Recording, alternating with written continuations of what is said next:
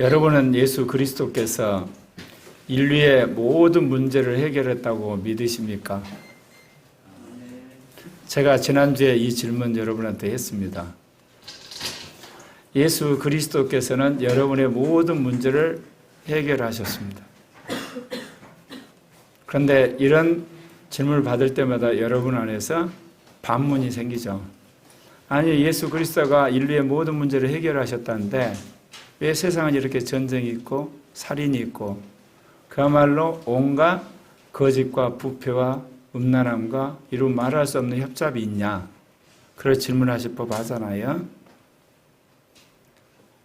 예수 그리스도의 그 구속사역이 인류에게 적용되기 위해서는 점진적으로 이것이 적용이 되고 믿음을 통해서만이 우리 것이 됩니다. 그러면 믿음을 거부한 사람들은요, 멸망으로 갑니다. 그렇기 때문에 예수 그리스도의 구속사역은 그것을 믿는 사람에게만 유효하고 거부하는 사람은 오히려 심판의 말씀이 되는 겁니다. 그래서 이것을 마지막 결산하러 예수 그리스도가 다시 재림하시는 겁니다.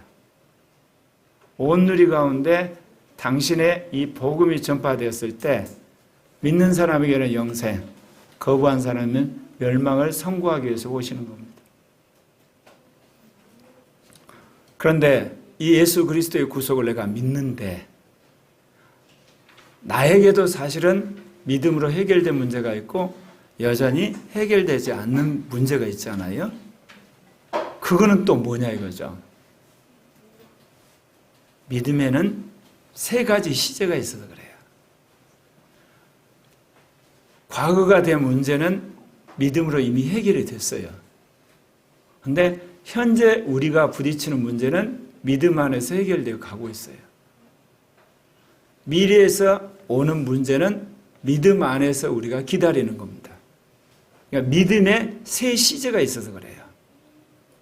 예수 그리스도는 십자가에 죽고 부활함으로 다 완벽하게 해결했지만 그것이 나한테 오는 데 있어서는 과거에 해결된 문제가 있고 지금 해결되고 있는 문제가 있고 앞으로 해결되어질 문제가 있기 때문에 바로 그렇다 그 이야기입니다.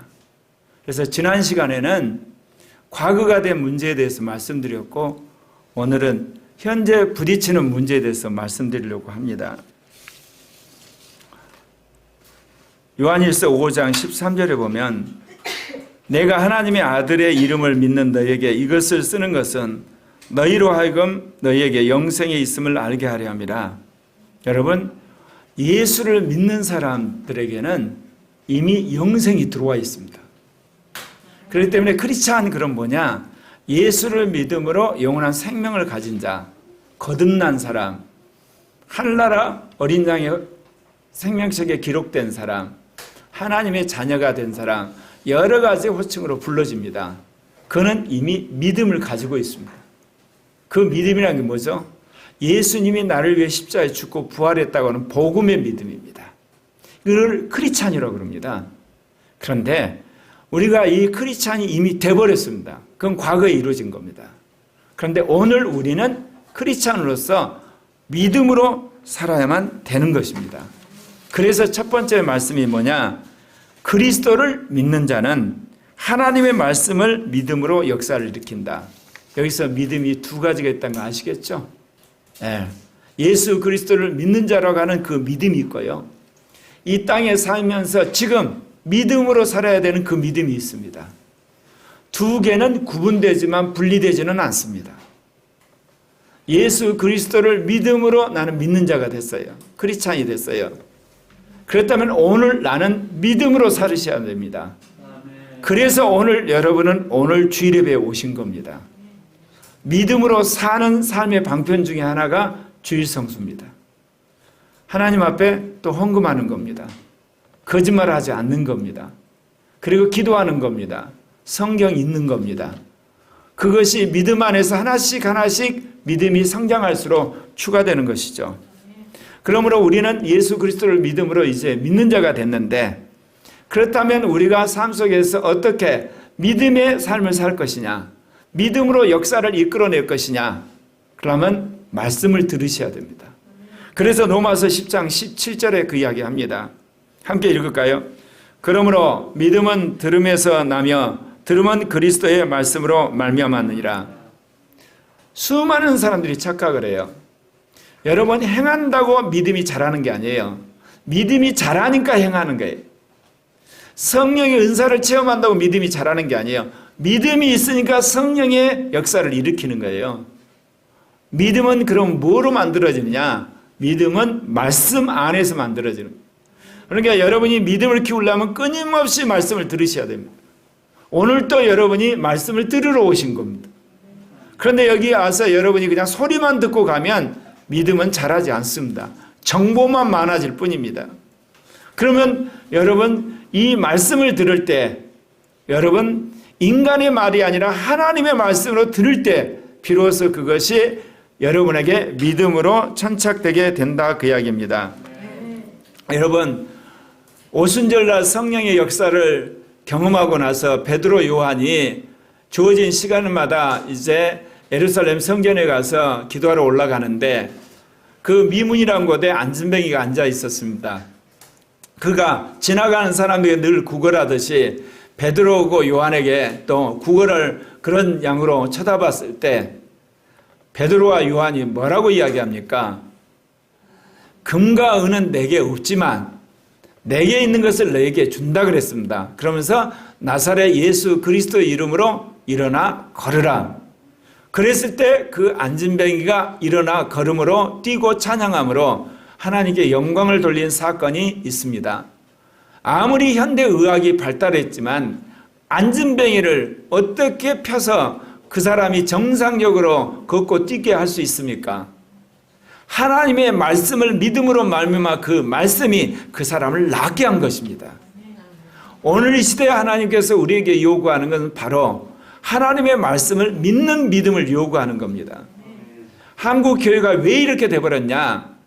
하나님의 말씀에 대한 정보가 많아진 겁니다. 하나님의 말씀에 대한 지식이 많아지고 하나님의 말씀에 대한 해석만 많아지지 믿어지는 사람이 없는 겁니다. 그럼 믿음은 어떻게 됩니까? 역사를 이루게 돼 있습니다. 안진뱅이가 일어난단 말입니다. 여러분, 죄인이 변해서 의인이 되는 겁니다. 그래서 데살로니가후서 2장 13절에 그런 이야기를 합니다. 이러므로 우리가 하나님께 끊임없이 감사함은 너희가 우리에게 들은 바 하나님의 말씀을 받을 때 사람의 말로 받지 아니하고 하나님의 말씀으로 받음이니 진실로 그러하다. 이 말씀이 또한 너희 믿는 자 가운데서 역사하느니라. 성경이 하나님의 로고스입니다. 근데 이거를 인간의 로고스가 아니라 하나님의 로고스로 받아들인 순간 여러분 안에 하나님의 영이 역사해서 믿음으로 여러분을 변화시키는 것입니다. 여러분은 어떻게 생각하실지 모르지만 사실 하나님께서 지금 한국의 천만의 기독교인들을 역사의 현장으로 끌어내시는 겁니다. 그건 뭐냐? 지금까지 크리스찬들이 뭐 있습니까? 예수 믿고 구원받고 교회에 나오고 열심히 헌금하고 봉사하고 그리고 축복받고 한마디로 크리스찬의 종교적 생활에 만족했습니다. 좀 괜찮은 사람이 교육에 대해 관심을 갖고 또 어떤 사람이 봉사활동 그래가지고 주님이 재림이 하실 수 있나요? 그러지 않아요. 이제 모든 크리스찬이 정치 현장에 나오기를 원하는 겁니다. 경제 현장에, 사회 현장에, 과학 현장에, 문화 현장에. 그러면 크리스찬들이 정치 안 했나요? 했어요. 경제했어요. 교육했어요. 그리고 과학했어요. 과학기술했어요. 근데 뭐로 했습니까? 육신적으로 했습니다. 옛사람을 따라서 한 겁니다. 세상을 따라서 한 겁니다. 그 안에 구원받은 믿음 하나 불꽃 태우면서 했어요. 주님 거기에 만족하지 않은 거예요. 이제는 믿음으로 정치하기를 원하는 거예요. 믿음으로 경제하기를 원하고 믿음으로 과학하기를 원하고 믿음으로 여러분 행정하기를 원하고 믿음으로 사고하기를 원하는 거예요. 이제 그게 바로 마지막 때 그리스도의 몸된 교회가 사단을 굴복시키는 일인 겁니다. 그래서 하나님께서 우리 교회를 혹독하게 훈련시키시는 거예요. 기독교 제3시대에 믿음으로 전 분야에서 살아가는 크리스찬을 주님 보기를 원하시는 거예요. 여러분 종교적인 크리스찬, 교육적인 크리스찬, 가정적인 크리스찬은 참 우리가 많이 봤어요. 그런데 어떻습니까? 여러분, 정치적인 크리스찬을 보기를 원하시는 거예요. 정말 경제적인 크리스찬을 보기를 원하고 문화적인 크리스찬, 과학적인 크리스찬을 보기를 원하는 거예요. 그러려면 여러분이 어떻게 하셔야 되겠습니까? 하나님의 말씀을 들으셔야 돼요.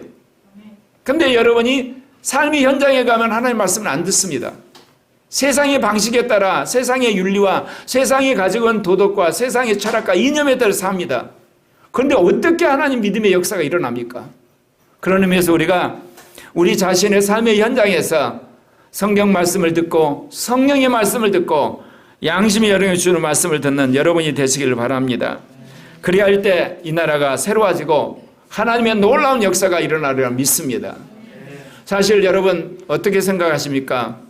지난 5년 전에 여러분 촛불혁명이 일어나고 문재인 대통령 80% 지지율, 지금 35% 거꾸러진데 여러분 어떤 역사가 있다고 생각해요? 고난받는 교회가 나가서 싸울 수는 없고 하나님 앞에 날마다 부르짖으니까 하나님이 역사를 해. 이렇게 뒤집고 있는 겁니다. 그리고 수많은 사람들이 이 동성애 독재, 젠더주의에 막기 위해서 여러분 대한민국 75년 역사에 목사들이 데모하고 아스팔트에서 싸우는 역사 처음 있는 겁니다. 그 기도를 들으시고 하나님 역사를 뒤집어 바꾸시는 겁니다. 제가 단언코 분명히 이야기합니다. 앞으로 국민의힘을 기독교가 뒤집어 바꿀 겁니다. 그래서 친기독교 정당을 만들어서 이제 한국의 정치판을 5년 후에 바꿀 겁니다. 지금 5년 동안은 그걸 바꾸라고 하는 과도기입니다. 왜냐? 주사파를 바꾸지 않고는 동성애 젠더주의를 바꾸지 않고는 민중민주주의 민노총을 바꾸지 않고 이 나라 복음화 이루어질 수 없습니다. 그런데 옛날처럼 총칼 갖고 안 됩니다. 이제는 사람들이 현장에 들어가서 하나님의 말씀으로 그리고 성령의 능력으로 시대적인 대안으로 바꾸는 그 작업을 하라고 주님이 지난 5년 동안 우리를 훈련시켰고 앞으로 5년 동안 새로운 정부 안에서 마지막 준비해서 다음 5년 되는 그때는 기독교적인 정권이 들어서므로 통일의 주역으로 하나님 몰아붙이고 계시는 겁니다.